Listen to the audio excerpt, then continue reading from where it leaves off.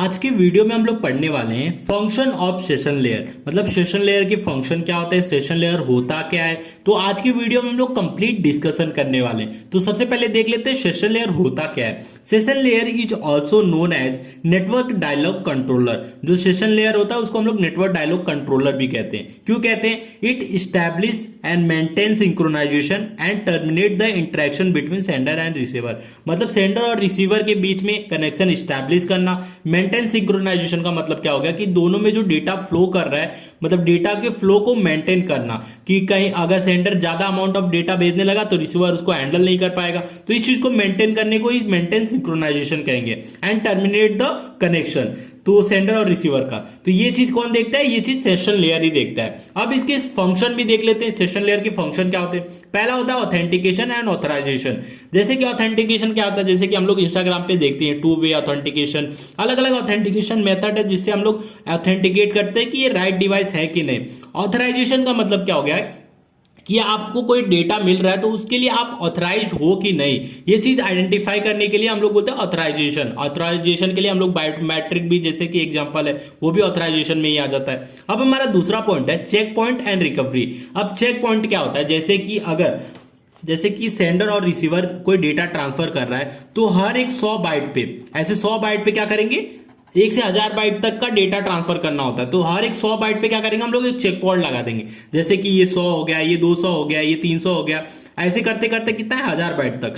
तो अगर suppose data sender क्या कर रहा है, डेटा भेज रहा है, अगर 200 मतलब 255 पे क्या हुआ, डेटा किसी इंटरप्ट आया, किसी रीजन से डेटा शेयर कनेक्टिविटी जो है वो टूट गई, तो क्या होगा, ये यहां तक डेटा क्या होगा, लॉस हो जाएगा। तो हम लोग क्या करेंगे, चेक पॉइंट जब लगाए रहेंगे तो हम लोग क्या करेंगे, पूरा स्टार्टिंग से डेटा नहीं भेजेंगे हम लोग। जैसे कि 200 तक डेटा चला गया है तो हम लोग 200 से आगे तक भेजेंगे। चेक पॉइंट का यही फायदा है कि आपको स्टार्टिंग से नहीं करना पड़ेगा। जैसे कि आपने 200 तक किया तो 200 का जो पिछला चेक पॉइंट रहेगा वहीं से डेटा आगे ट्रांसफर करना पड़ेगा। तो इसी को बोलते हैं check point and recovery. Check point इसको बोलेंगे और इससे क्या होगा, रिकवरी भी हो जाएगी।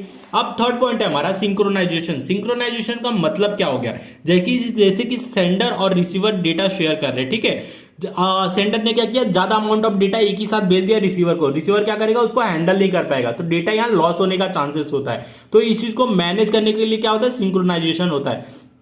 कि मतलब सेंडर एक लिमिट तक ही डेटा रिसीवर को भेज सकता है। कितना भेज सकता है? जितना रिसीवर की कैपेसिटी होगी, जितना उसके बफर की कैपेसिटी होगी उतना ही भेज सकता है। तो ये होता है सिंक्रोनाइजेशन। अब दूसरा होता है डायलॉग कंट्रोल। डायलॉग कंट्रोल का मतलब होता है कि सेंडर और रिसीवर के बीच में ट्रांसमिशन मोड क्या है, मतलब किस वे में डेटा ट्रेवल कर रहा है।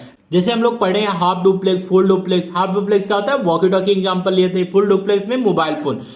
तो ये सब आते हैं डायलॉग कंट्रोल के अंदर। अब हमारा फिफ्थ पॉइंट है establishing, managing and terminate the session. मतलब कि सेंडर और रिसीवर के बीच में क्या होता है, कनेक्शन को इस्टेब्लिश करना, उसको मैनेज करना, उसको टर्मिनेट करना, ये सारी की जिम्मेदारी किसकी होती है, सेशन लेयर की होती है। तो ये सारे पॉइंट थे सेशन लेयर के। तो वीडियो अच्छा लगा तो प्लीज वीडियो को लाइक और हमारे चैनल को सब्सक्राइब जरूर कीजिएगा।